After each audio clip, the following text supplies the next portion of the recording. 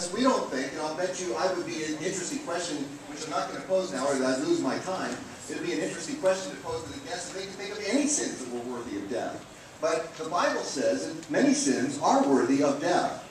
And the sins that the Canaanites were committing was not just homosexuality, but it was incest, adultery, bestiality, and they were offering their children to Molech. Now Molech was a bull-headed god in whose outstretched arms you could place a baby, and they would burn the baby to death. And when I first heard that, I thought nobody would burn a baby to death. That's crazy. But then I realized that in our society, we offer our children up to the God choice, and the God career, and the God I wanted a boy. And we go in to have abortion procedures, and their arms and legs are suctioned off into a glass jar. Partial birth abortion was just recently, it wasn't too long ago, legal in our country, where you suctioned a baby's brains out to collapse its skull. This is what our society does. This is what Americans do. And this is condoning murder. And we're guilty as a nation.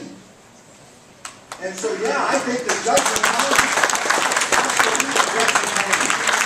So you're saying that, yes, we deserve to die and you would participate? You have 30 more seconds. The question was, can I just say something here? The difference is in the Old Testament is societal He has deprivation. not answered the question. He dodged the question. The question was, you in your journal article very clearly demonstrated that we are committing the same evil sins that the Canaanites did.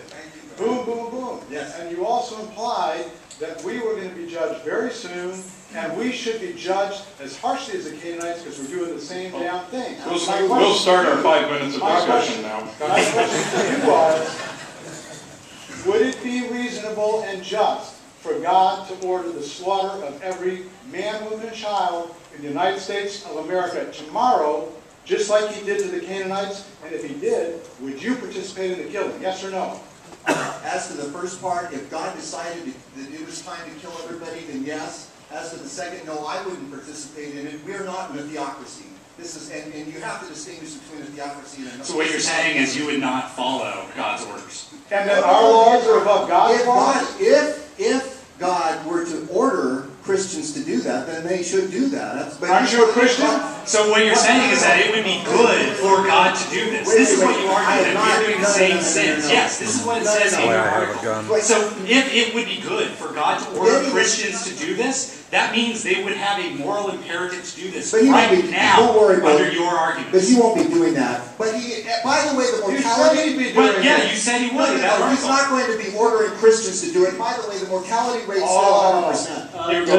Does the Bible God kill his people himself, or does he act through I want to be on record as disagreeing here with my friend Dr. Clay that God would do this to America, because what you see in the Old Testament, God only acts where the cancer becomes malignant, where an entire city, every man, woman, and child, as it says in Sodom, was engaging in homosexual rape. That does not happen in New Testament times. What did Jesus say?